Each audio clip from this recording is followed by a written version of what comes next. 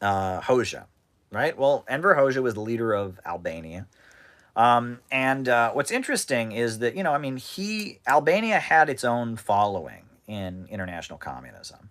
And the reason for that was well, first of all, you have to understand, see, first of all, so Albania is near Yugoslavia. And originally, Albania, when it was fighting for its independence from the Nazis, Yugoslavia was also fighting for its independence from the Nazis. And after World War II, originally the Soviet Union was hoping that Albania and Yugoslavia would all become one country. But Enver Hoxha and the Albanians were very adamant that they were not Slavs, and they did not like Tito. And there's actually a book written by Enver Hoxha. It's called With Stalin. And most of it, it's about the 4 meetings that Enver Hoxha had with Joseph Stalin. And in all of those meetings, the main focus was him explaining why Albanians are not Slavs, right? And that the Slavs and the Albanians are not the same, right? They are different nationalities. And you'll remember that Yugoslavia was the first country, the first socialist country in history to cut ties with the Soviet Union, right? Yugoslavia, 1948, Tito cut ties with the Soviets and aligned with the United States. Announced that the United States was good. When the Korean War broke out, Yugoslavia aligned with the United States against China and People's Korea. So Yugoslavia was the first socialist country to take an opportunistic turn and side with the imperialists, right? That's Yugoslavia. So Albania, long-standing, Albania's whole identity is we are not Yugoslavia. So Albania does the opposite, right? Albania, they love Stalin. They love the Soviet Union. Okay? Albania tends to do the opposite of whatever Yugoslavia does. So then, we keep going. Khrushchev comes into office. Khrushchev gives his secret speech, denounces Stalin. Right? And what else does Khrushchev do? He goes to Tito and begs Tito to become friends with the Soviet Union again. Well, Albania, of course, they don't want to be friends with Tito, and they love Stalin, right? Yugoslavia is anti-Stalin. Well, they really love Stalin. China and the USSR have their falling out. China accuses the USSR of revising Marxism and abandoning the true revolutionary teachings of Lenin and Stalin.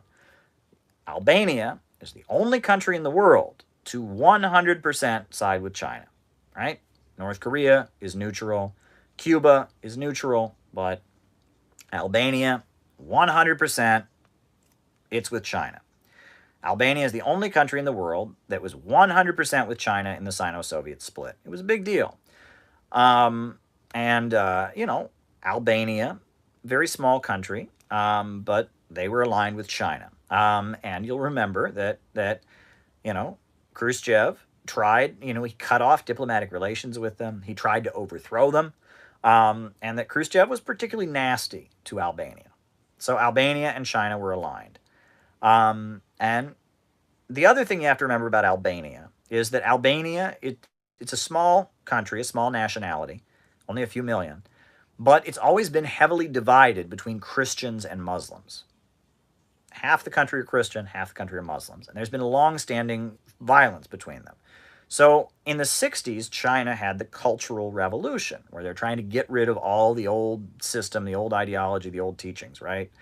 Well, they did the same thing. 1999, Kosovo.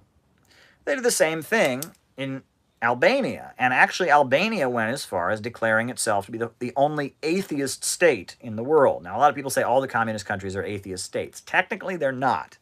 The constitutions of all the socialist countries say that they have separation of church and state, right? The Communist Party, the ruling party, is atheist, but, USSR, the church was legal, it existed, the government, but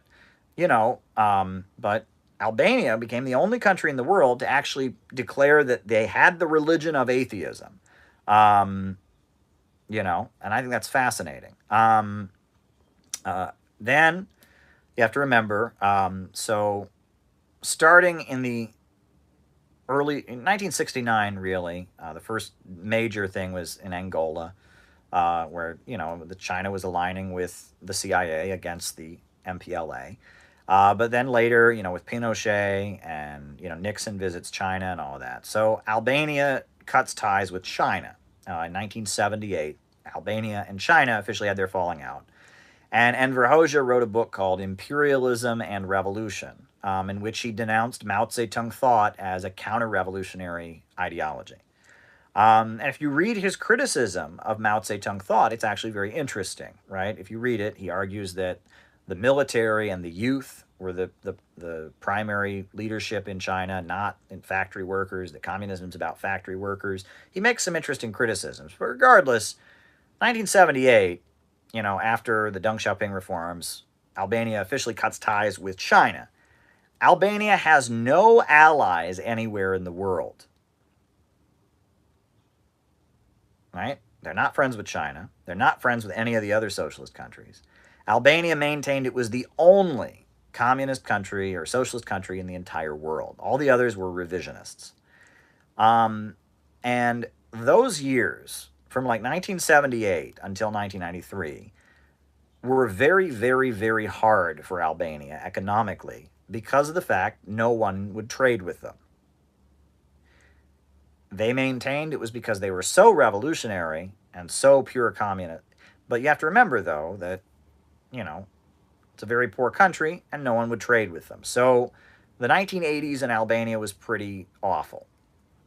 The reason was no one would trade with them, right? They couldn't trade with Romania or Czechoslovakia or Poland because, no, they're all fake revisionists. They wouldn't going to trade with the U.S. imperialists like the sellout Chinese did. So they wouldn't trade with anybody. So they claimed, though, to have pure socialism in Albania.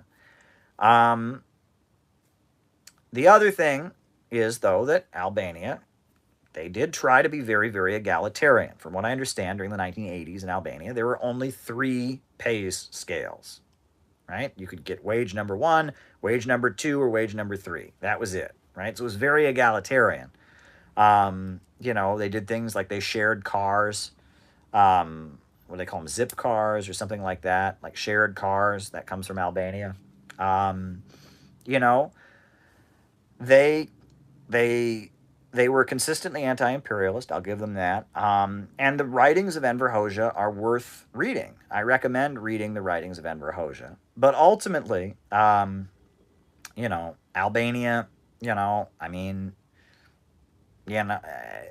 it's kind of sad, really. They were trying to build socialism, but they managed, Cuba, for example. Cuba had criticisms of China, had criticisms of the USSR, but managed to trade with both of them, not just give them all the middle finger and tell them to go F themselves. And Albania, it couldn't maintain international relationships, and so it was isolated and cut off. And eventually, and I think, Enver Hoxha, he died. There was kind of a fight in the party after he died, and then there was a CIA counter-revolution, and that was the end of that. And I think that if Albania had been able to have a better economy and not be isolated, it would have done better. So, I think that Enver Hoxha is worth reading. I really enjoyed reading the History of the Party of Labor of Albania, which is like their official history textbook, because it talks about, at the time, in the 1930s, the Communist Party of Albania was like 20 people. But by the end of World War II, they took power. And if you read the History of the Party of Labor of Albania, you learn why that is, because they were very smart. They were one step ahead of the bourgeoisie. They built the resistance army, right? And that the capitalist resistance to the Nazis was always trying to catch up with them. It was very, always tactically one step ahead of the bourgeoisie. Very brilliant kind of tactical writing. So there's something you can learn from all of this. But ultimately, I think that, Albania, you can also see a lot of flaws there too. So it's worth studying, though. It's worth studying. That's really all I can say about Albania. I studied it at one point. I think I wrote some essays about it, and I've read a lot of Enver Hoxha's writings, and he's interesting. I will say that the Enver Hoxha movement, right? There were like, in most countries there would be a party that was like a pro-Albanian party, and some of those like pro-Albanian parties were wacky. I jokingly, I like to listen to some of the music of the Canadian Enver Hoxha followers. All rise, proletarians, lead the way.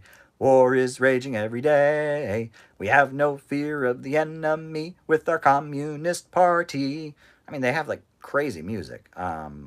Socialist Albania stands as an impregnable, victorious fortress of communism. Genuine Marxist Leninists of the world defend the only proletarian state. It's wacky. Their music is wacky. I'll just say that, right? Oh, Albania, red star that burns bright.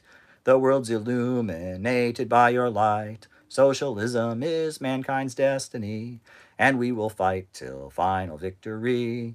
Yeah, some wacky music, right? There was a composer in Britain who was an experimental composer, Cornelius Cardew, and he converted to being a Maoist, and he rejected all of his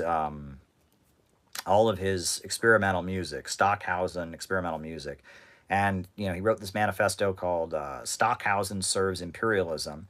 And he became a follower first of Mao, but then after the China-Albania split, he became a follower of Enver Hoxha, and he wrote some crazy music. We're buying Caleb's Hoxhaist music covers album for Christmas. Awesome.